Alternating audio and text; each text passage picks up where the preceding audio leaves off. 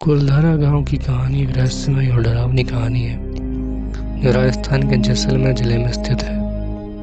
ये कहानी एक प्राचीन गांव की है जो अचानक से वीरान हो गया था। कहानी के अनुसार कुलधारा गांव में पालीवाल ब्राह्मण समुदाय के लोग रहते थे। वे एक समृद्ध और खुशहाल समुदाय थे, लेकिन एक दिन अचानक से उन्होंने अपना गांव छोड़ दिया और कहीं और चले गए।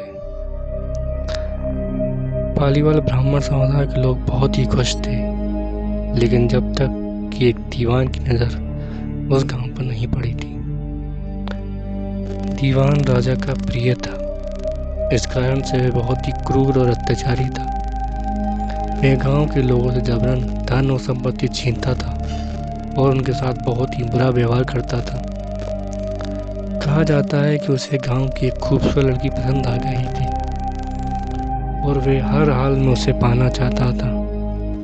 एक दिन उसने क्या किया, उसने उस लड़की के पिता के सामने रिश्ते का प्रस्ताव रखा या कहें कि धमकी दी कि अगर उसने अपनी बेटी का हाथ उसके हाथ में नहीं दिया तो वह पूरे गांव को बर्बाद कर देगा। गांव के लोगों ने दीवान के कई अत्याचारों को सहन किया, लेकिन एक दिन उन्होंने फैसला किया कि अब वे और नहीं सहेंगे। उन्हें गांव और उस लड़की की मर्यादा बनाए रखने के लिए उस गांव को छोड़ने का फैसला किया और गांव को छोड़ते समय उन्होंने दीवान और उसके पूरे वंश को एक श्राप दिया कि वे कभी भी सुखी नहीं रह सकेंगे।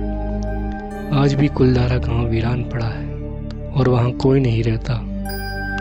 लोगों का कहना है कि जो भी वहां जाता है उसे अजीब और डरावनी घटनाएं दिखाई देती हैं।